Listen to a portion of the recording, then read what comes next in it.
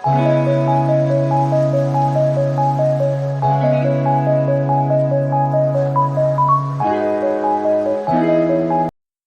jeton na nzembo pasteur Mike Kalambai nini ekomeli Peniel après présence na ye na concert ya pasteur Mike Kalambai. Est-ce que ezalaki jeton ou pas? Est-ce que pasteur Mike Kalambai abongisaki ayemba bongo to ezakaka ndenge eyelaki ye? Alors lelo chez Irsi Bote la TV tolingi toyeba likambo nini oyo ekomeli Peniel Samba après concert ya pasteur Mike Kalambai. Bandeko nanga bonjour, bonsoir, wana boyebi déjà et dépendaka na air oyo okolanda émission na biso. Alors toye kopesa bino mbote na kombo na Yesu, mbote na bandeko nyonso oyo bazwaka temps ya kolanda Irsi Bote la TV, mbote na bandeko nyonso surtout ba oba kotaka soki kaka notification epesami donc tangu kaka totie analyse to video na biso, tangu kaka notification ezobima na telefone na yo, na ordinateur na yo, na TV na yo, en tout cas ba oba kotaka directement, topesi bino mbote esika bozali. Alors mbote na bandeko o nyonso kaka o batalaka biso, ba o vraiment bazwaka temps ya kotia ba j'aime na ba video na biso, ba o bazwaka temps ya kotia ba commentaire a malonga, surtout mingi na ba o bazwaka temps vraiment ya ko partager. Mbote na bino esika nyonso bozali, journée malamu na mokolo lelo, nzamba lola a continuer kupambola pe ko batela bino pour que bozanga kate ya kotia ba mega, bozanga kate ya kofuta ba wifi po bo soutenaka misala na biso tozo sala. Bandeko nanga affaire oyo e indi na internet, en tout cas tout le monde tomoni ce qui se passe, tomoni biso nyonso eloko nini o ezoleka, tomoni biso nyonso eloko nini oyo e zalaki na mokolo ya concert ya pasteur Mike Kalambai. Après toyo komona susu eloko nini o elekaki na sima nango. Est-ce que Peniel kokota na concert ya pasteur Mike Kalambai asali mabe to asali malamu? Bandeko boko melanga na ba commentaire. Est-ce que asalaki mabe kokende na concert ya pasteur Mike Kalambai to asalaki malamu? Bandeko vraiment toza na posa ya ba vie na bino na ba commentaire boko mela biso nanu. Lelo tomoni internet epeli, lelo tomoni internet tombe, lelo tomoni makambo eke zongi, tomoni ba problème, tomoni ba makambo nyonso oyo ezolobama na internet. Eza batu musu basala balubi kete pasteur Mike Kalambai po amona ki Peniel na kati ya concert yango wana bimise ba biloko wana po a créer ba buzz. Eza pe na batu musu balubi ki Peniel Kalambai, Peniel Samba pardon, esi asila na ye, alors alinga ya kaka na concert ya Mike Kalambai po aya luka buzz yango lobeki ba filmer. Est-ce que c'est vrai ou pas? Tozoye ba vérité nyonso awa. Eza pe na ba nungu o ebimi o balubi ki pasteur Mike Kalambai ye moko a obligé ki Peniel azala na concert. Totangi yango na ba commentaire, quelques personnes ba komaki que pasteur Mike Kalambai ye moko a obligé ki Peniel azala na concert.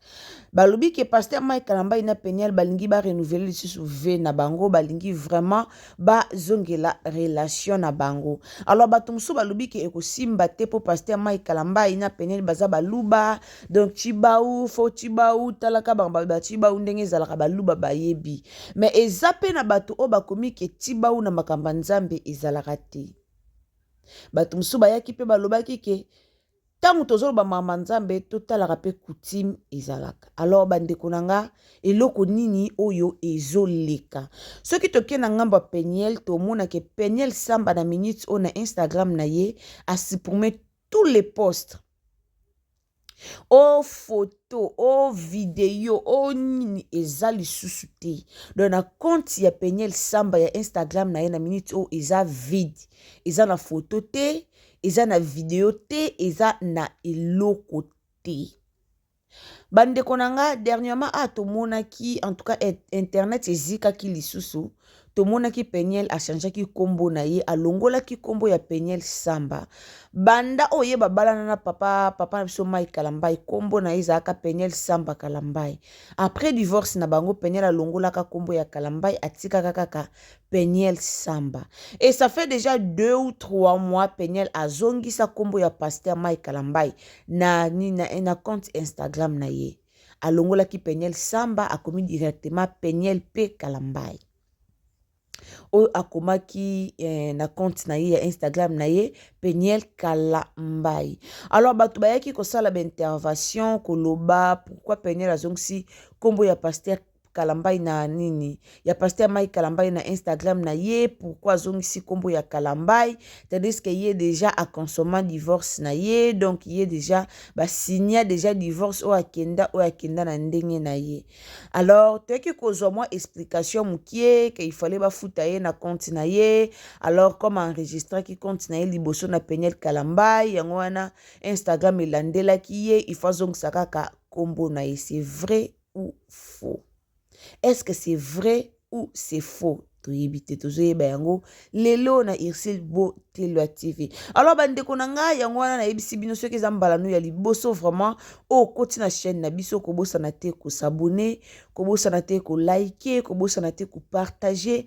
Vraiment ba abonnement na bino esalaka malamu na compte na chaîne na biso, ba partage na bino surtout to lingara yango et puis ba j'aime na bino esalaka biso malamu mingi. Donc soki eza mbala no ya liboso o koti na Irsil Botelwa TV, en tout cas, au s'abonner, au commenter, au liker, au partager. En tout cas, nzamba lola akozanga te na kupambola yo o ndimi ko partager pour na kosunga misala na biso, yo o ndimi ko s'abonner pour na ko contribuer na musala na biso, yo o ndimi ko tia j'aime pe ko commenter maloba ya malamu pour na ko soutenir musala na biso ekende liboso. Vraiment nzamba lola abatela pe apambola yo.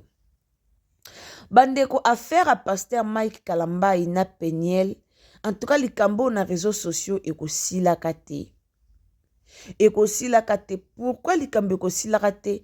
Pasteur Mike Kalambai, à part ki pasteur aza star, aza musicien chrétien ou ayembara kitoko, aza star munene ya musique ya mboka na biso. Aza vraiment star munene. Alors, tango babalanaki na Peniel Kalambai, na Peniel Samba, makambu nyonso esalamaki na internet. Tomonaki pasteur na biso abali, alakisi biso mwasi na ye na internet. Tangu pe bakokoso ekoti na couple na bango nyonso tobandaki komona kaka na internet. Lelo basala divorce nyonso eleka na internet, tomona yango ndenge nyonso eleka. Alors, est-ce que pasteur Mike Kalambai ndenga lobaki ke ata ba membre ya famille basangani basaleli yo makita po libale beba bazosala nyonso wana na retard? Toyokaki yango, alobaki yango na concert na ye na nzembo ezoleka. Pasteur Mike Kalambai alobaki eloko wana na concert na ye. Bato alobi ke amonaki Peniel yango alobi bongo. Bon, pona bato bayembaka, pona ba musicien, nga na koteli Peniel te, na koteli pasteur Mike Kalambai te, mais ezape na babilo mususu oyo ebimaka, tango zo yemba, okanaki ebima te ebimi. Okanaki olobango te olobi. Mais bato balobi ke pasteur Mike Kalambai alobaki yango po amonaki Peniel. Eza na bato ebele bafingi Peniel pourquoi ayaki ko participer na concert ya pasteur Mike Kalambai. En tout cas, nga na osala analyse na nga na ndenge na nga, bino pe boku sala analyse na bino na ndenge na bino na ba commentaire ndenge boku loba po nga na bino tokoki kozala kaka avis moko te. Donc nga na koloba na ndenge na nga, mutu amonaka makambu na ndenge na ye. En tout cas, pona nga koya ya Peniel Samba na concert à pasteur Mike Kalambai eza nango mabete. Basalaki divorce, oui, Peniel a yokisa pasteur Mike Kalambai soni na bana. Donc digère ke a loba makambu mwa mabe pona ye. Eza na batuti lelo batu musu ba jira bakokota concert à pasteur Mike Kalambai te grâce ya Peniel wana toyebi.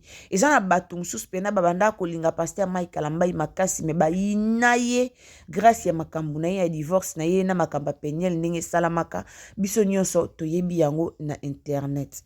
Mais pona nga vraiment Peniel koya na ye na concert ya pasteur Mike Kalambai o lelo Peniel afingami partout na TikTok basaleli ye ba live ko finga Peniel mwasi moko asila soni mwasi moko azanga soni mwasi moko boye Peniel vraiment oza courageuse boye en tout cas bandeko na nga pona nga bon na trouver na ngango mabete na trouver ngo mabete to lobaka biso batamukili to sala masumu ebele nzambe alimbisa masumu na biso okosa masumu ebele metango sengi bolimbiso ozongi pembe na nzambe olelima wa nzambe na vie na o nzambe alimbisi yo siko pourquoi biso batamukili to zaka na difficulté ya kolimbisa bato lokwa biso vraiment toza na difficulté makasi ya olimbisa bato lokwa biso. Peniel Samba aleka na émission aloba pona ndenge azalaka dépression ndenge esalaka ye azalaka na problème moko mental alekaka alobaka nyonso wana. Donc balobi le passé ne revient jamais. Lelo totala déjà émission à pasteur Mike Kalambai o alobaka ke bozo rêver bato banda olobaka ye na Peniel bazonga na pasteur Mike Kalambai alobaka ngo na émission na ye aloba ke bozo réveiller na Peniel baotika la kuzonga na te wana eza ba rêve na bino alors to kepe na kota Peniel ye pa leka ka pe na émission aloba kaka même chose est-ce que lelo pasteur Mike Kalambai akoki kozongela Peniel to akoki kozongela Peniel te wana esko mamba nzambe ndeko ngana otokoya tolobi bazonga na te to fingi mais esika bango mibale basalaka ve na nzambe toyebi te esika pe bapasolaka ve wana na nzambe toyebi te bien sûr Tibau ezali na baluba po Peniel atambolaki mabe tolobi pete ke pasteur tolobi pete ke pasteur atambolaki malamu po toyebi te tomona ba video ebima mezala pasteur te alors toyebi te est-ce que atambolaki malamu to atambolaki mabe Peniel atambolaki mabe o tomonaki po tomonaki na ba video ezaki dépression tomoni ba video Peniel ndenge ebimaki bato mosusu bafingi Peniel ti lelo bolumba Peniel eza na internet Peniel aza mwasi te wakoki kozonga na pasteur Mike bandeko nzambe nde ayebaka nzambe nde ayebaka yango tomona kutu meme ndumba o pena zaki penza kuna pena na mompono kuna pour a changer pe molimo motema changer makambo nyonso abali pe pasteur ba continuer vie nzambe pa sali grâce na canal a pasteur ndumba na mompono a changer vie.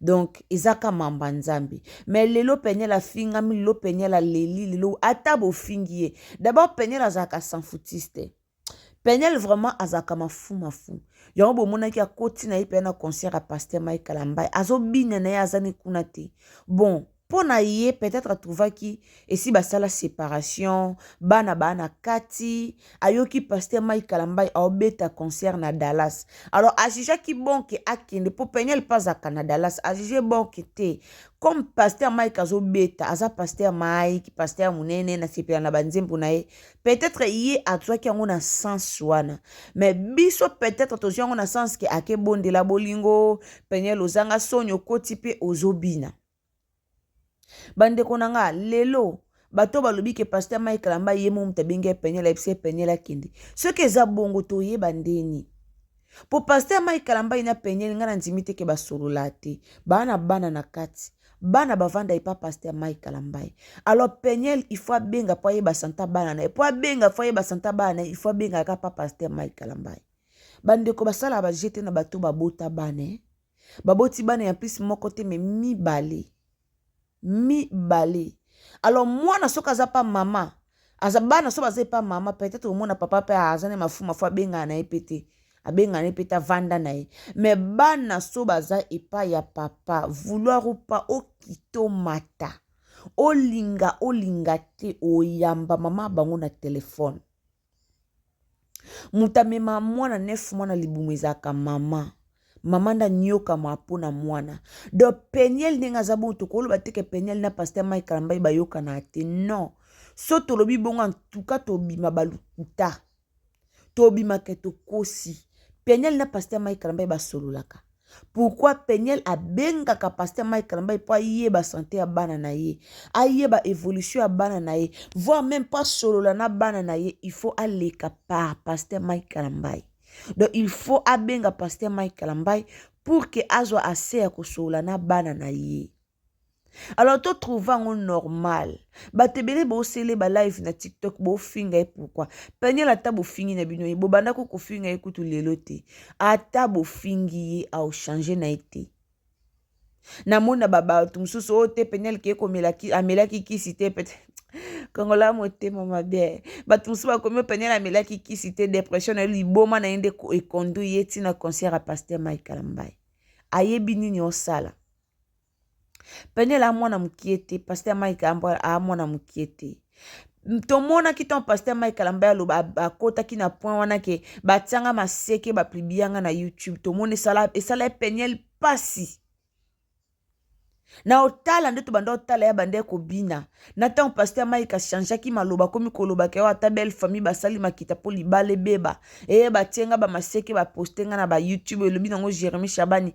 batienga na YouTube batienga na ba page tomonaki attitude peniel echangeaki tomonaki peniel ndenga betaki misu tomoni peneke oui attitude na ye échanger nando moni bapusanaki na mutazaki pembe na ye basololi mais to remarkaki ke attitude na ye vraiment échangeaki akomi beta misu lokwa likambo tomonaki esalaki malamu te bato ebele bakondane pasteur Mike il fallait pas osala bongo il fallait pas oloba bongo tant que omonaki ke peniel aye na kati ya concert pour pasteur Mike Kalambai amonaki so bika amona peniel te tokondima te pour peniel azaki vraiment liboso pasteur Mike Kalambai amonaki est-ce que ezalai na oka likambo ebimi briske esengela na kaka loba bongo po azaki na à l'aise batumso te pasteur Mike Kalambai azaki agitation c'est normal azo agitation.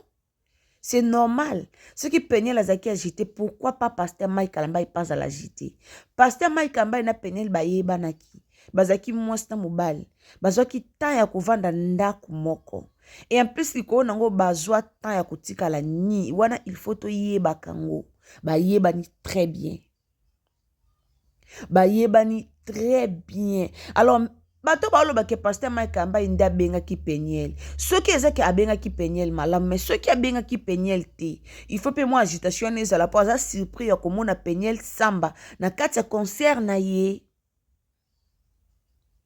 Peut-être andima ki pete ka kokuta na peniel na concert na ye. Andima ki te ke tia osala concert obeta concert na Dallas peniel akoya.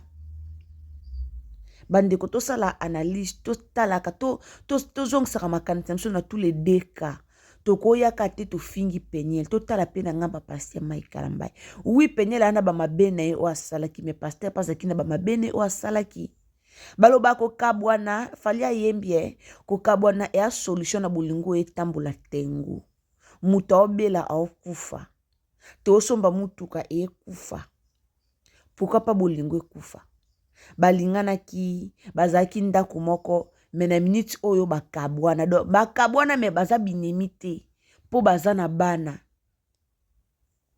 siko pona biso seke penyela yoka ata mizika pasteur Mike Kalambai te ke soki ebeta na fete azaki ata na fete mobo akotaki ayoki mizika pasteur Mike Kalambai ebeta abimi mbango akei pona biso to loba bongo po so penyela ki concert lelo to fingi ye siko pona biso c'est kata musique à pasteur Mike Kalambai peniela yoka te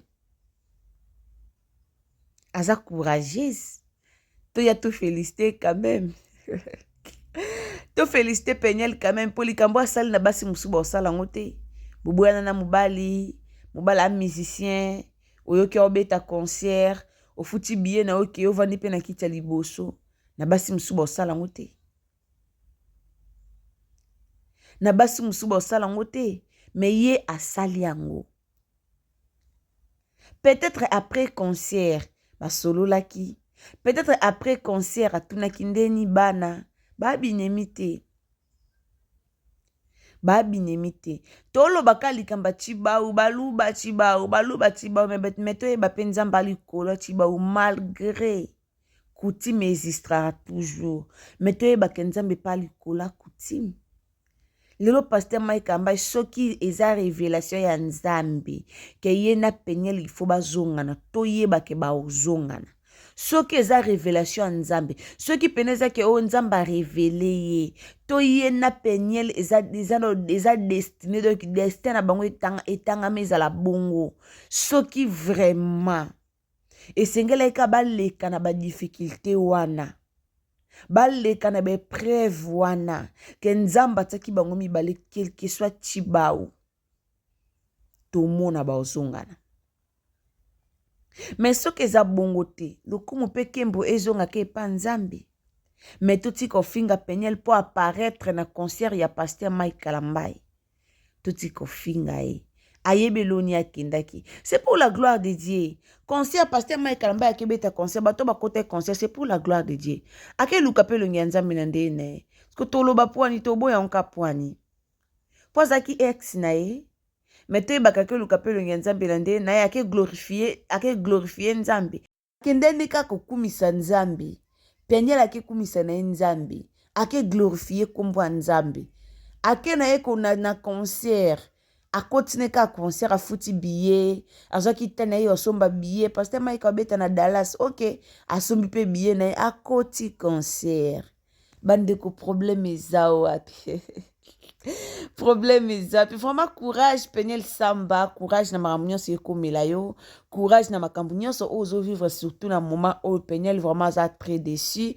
na moment oyo na likambo oyo ekomeli ye asatandaki nango te andimaki te ke lelo soki eke concert ya pasteur Mike Kalambai ya kofingama en tout cas malgré ayebaki ke ekolobama nango yango abe bafilme ye po ye moko atindi ye bafilme ye bapublie alors ayebaki ke ekopesaka makambo ayebaki yango mais courage peniel en tout cas beaucoup de courage eza na makambo eyaka nango obandi noko kozwa bamafinga lelo te na internet donc yo oza mbiaka ya YouTube bafinga okota miniature tongo do ata bafingi yo courage yo moko oyebelo nini osala soki couple na bino boli bozongana lokumu kembe pata nzambe pourtant bolinganaki biso te bato tosangisaki bino nzambe nde asangisaki bino merci beaucoup na balandi nyonso ya Irsi Botelwa TV vraiment merci esika bozali yo ozwaka ta ya kotala biso yo ozwaka vraiment temps ya kolanda émission na biso en tout cas merci beaucoup nzamba lola abatela pe apambola bino